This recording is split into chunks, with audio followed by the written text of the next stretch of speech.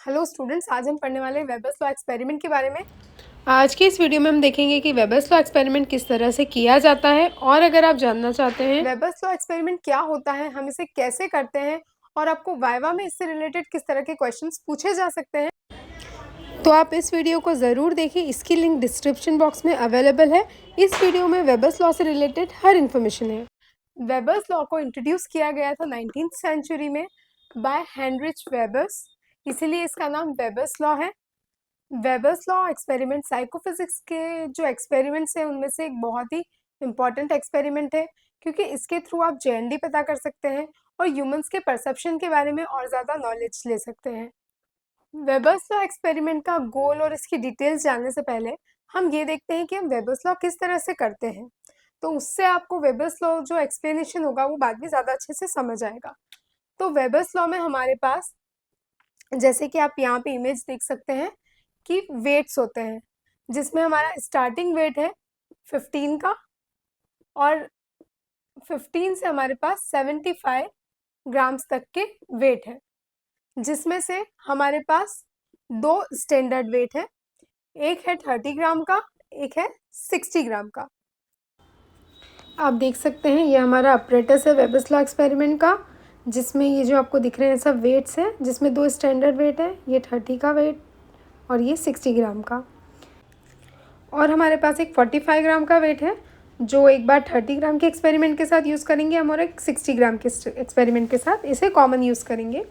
30 ग्राम के एक्सपेरिमेंट्स के साथ हम जो वेट यूज़ करने वाले वो हैं 15, 20, 25, 30, 35 और 40 एंड 45। और 60 ग्राम के एक्सपेरिमेंट के साथ हम जो वेट्स यूज़ करने वाले हैं वो है हमारा 45, 50, 55, 60, 65, 70 एंड 75। तो इन सब वेट्स के साथ अब हम किस तरह से एक्सपेरिमेंट करेंगे ये मैं आपको एक्सप्लेन करती हूँ। तो 30 ग्राम के भी हमारे पास दो वेट हैं और 60 के भी दो वेट हैं। तो अब आप जब ये एक्सपेरिमेंट करते हैं तो आपको ये एक्सपेरिमेंट एक टेबल पे करना है, जिसे मैं आगे एक्सप्लेन करूंगी पूरा विजुअल। आप अभी इसे बोर्ड पे रफली समझ लीजिए।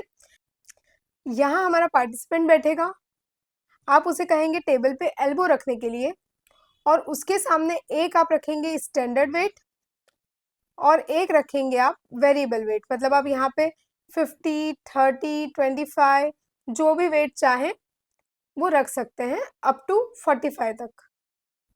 30 का हम वेट जब मेजर करते हैं तो 45 इसका लास्ट ऊपर का वेट है और मिनिमम वेट है 15। अब इसमें आप जो आपका पार्टिसिपेंट है, सब्जेक्ट है, उसको ब्लाइंड फोल्ड कर देंगे और उसके बाद उसे कहेंगे पहले वो स्टैंडर्ड वेट पिक करे।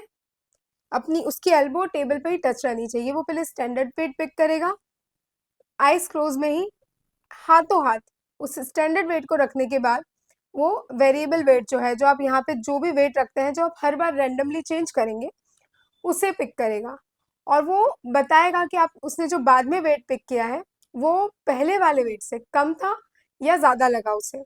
अगर उसे कम लगा तो वो कम बोलेगा।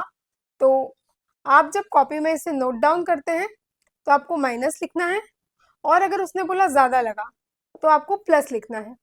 अब इनकेस ये अपना स्टैंडर्ड वेट 30 है और आपने जो वेरिएबल वेट रखा है वो 25 का है, पर हमारा सब्जेक्ट बोल रहा है कि उसे लग रहा है ये वेट ज्यादा है। तो अगर उसको 25 का वेट ज्यादा भी लग रहा है तो आपको प्लस लिखना है, आपको माइनस नहीं लिखना है। और अगर इसका वाइस वर्सा 40 का वेट भी, वो पहले 30 का पिक करता है फिर 40 का वेट पिक करता है और वो बोलता है कि मुझे 40 का वेट कम लग रहा है 30 से, तो आपको माइनस लिखना है। और अगर वो बोलता है 40 का वेट ज्यादा लग रहा है तो आपको कॉपी में प्लस लिखना है। इस तरह से आपको जो आपका सब्जेक्ट परसीव कर रहा है उस अकॉर्डिंग रेटिंग्स नोट डाउन करनी है। इसमें हमारे दो राउंड्स होंगे। फर्स्ट राउंड होगा हमारा 30 वेट से और सेकेंड राउंड होगा हमारा 60 वेट से। तो जो हमारा 60 वेट वाला सेकेंड राउंड है, इसमें आप 45 से लेके 75 तक कोई भी वेट यहाँ पे रख सकते हैं। अब अगर आप समझिए आपने यहाँ पे रखा है 55 का वेट और सब्जेक्ट बोल रहा है कि उसको इक्वल लग रहा है दोनों वेट, तो आप यहाँ पे लिखेंगे इक्वल। अगर उसने बोला उसे 55 का वेट लग रहा है ज्यादा, तो आप लिखेंगे प्लस, और अगर उसने बोला उसे 55 वेट 60 से कम लग रहा है तो आप यहाँ लिखेंगे माइनस। इस एक्सपेरिमेंट से ये पता चलता है, अब इसका जो गोल हम जिसकी बात कर रहे थे, कि जो JND है, जस्ट नोटिसेबल डिफरेंस, कि कहाँ पर आपका सब्जेक्ट जो है वो डिफरेंस आइडेंटिफाई कर रहा है, क्या उसको 55 और 60 वेट भी इक्वल लग रहा है, या वो उसमें डिफरेंस आइडेंटिफाई कर पा रहा है, या उसको 50 के वेट में डिफरेंस पता चल रहा है कि नहीं ये तो डिफरेंस अब आया है। उसको 55 और 60 का वेट तो सेम ही लग रहा था, पर अब जब हमने बात की 50 और 60 की, तो उसने बोला कि नहीं अब मुझे वेट हो रहा है, कि ऐसा डिटेक्ट हो रहा है कि ये वाला कम है और ये वाला ज्यादा है। तो हमें इससे क्या पता चला, JND पता चला कि कहाँ पे पार्टिसिपेंट ने डिफरेंस नोटिस किया।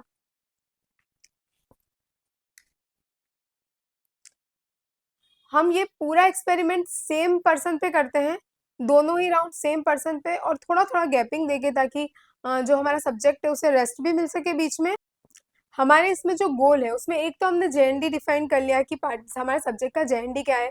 दूसरी चीज हमें ये पता चलती है कि जो भी पर्सन्स होते हैं, जो भी ह्यूमंस होते हैं, उन वो जहाँ उनका जितना JND 30 वेट पे आएगा, उसका जस्ट डबल JND उनका 60 वेट पे आएगा।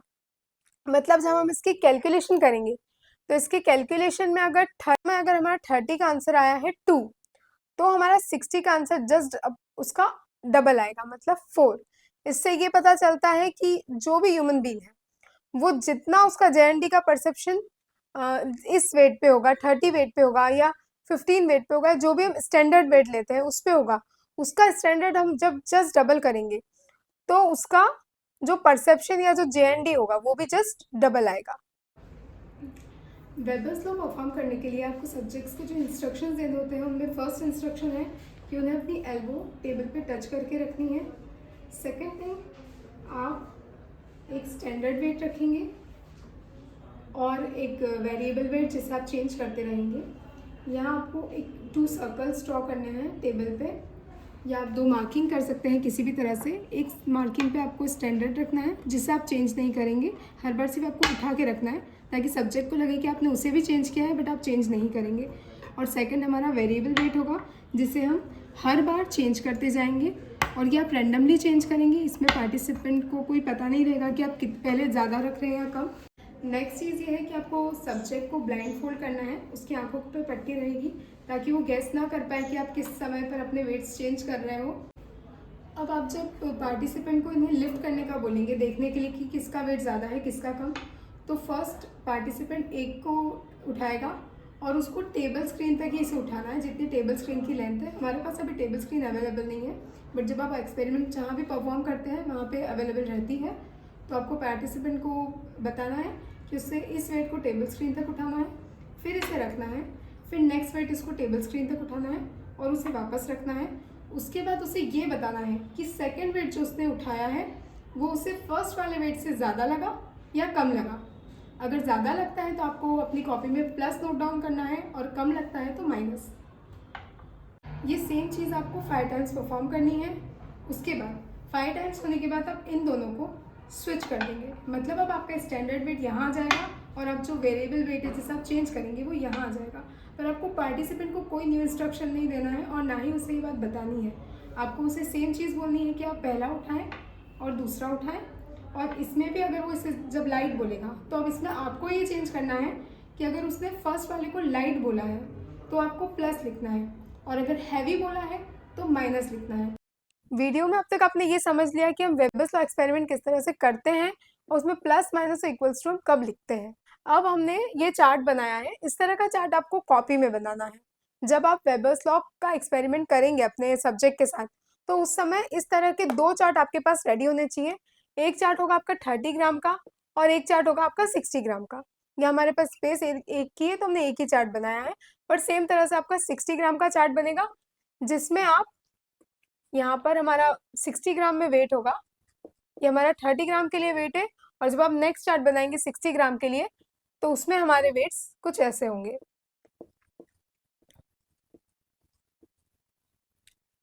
अब जब पार्टिसिपेंट ने ब्लॉक उठाया है, मतलब आपका जो वेट उठाया है वो 30 ग्राम का है, और दूसरा आपने रखा था 25 ग्राम का, उसने उठा के बोला है कि वो है हैवी, उसको लग रहा है कि वो हैवी है 25 ग्राम का।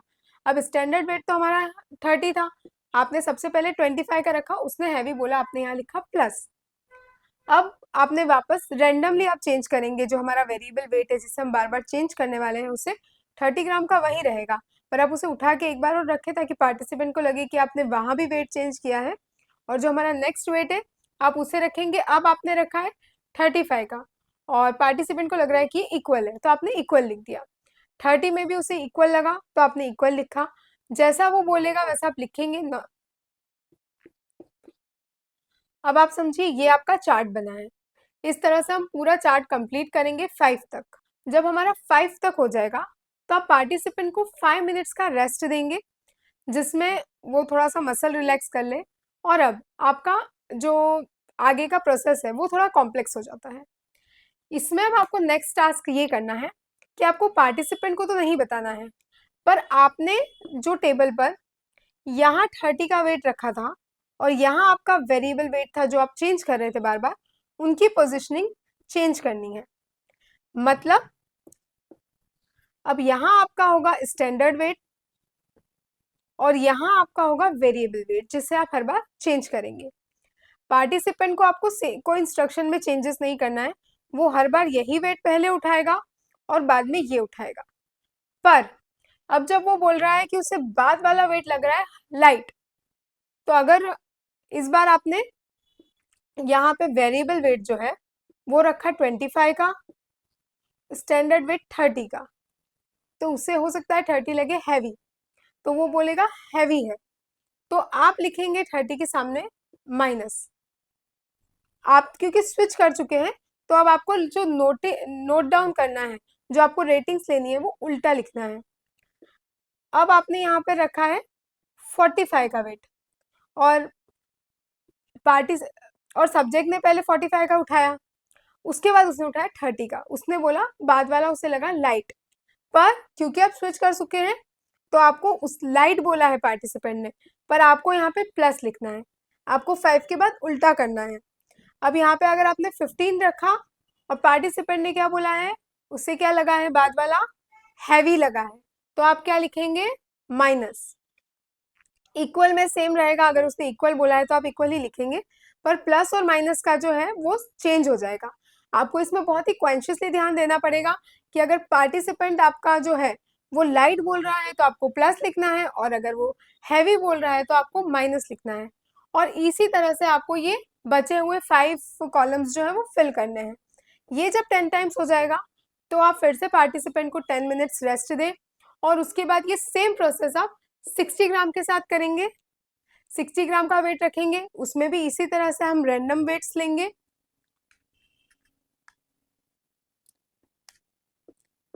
60 ग्राम के साथ हमने सेम प्रोसेस फॉलो करेंगे, रैंडम वेट लिए।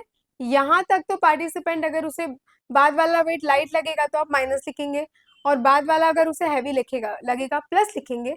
बाद वाला वेट रिसीव करने पे इक्वल लगता है तो इक्वल लिखेंगे।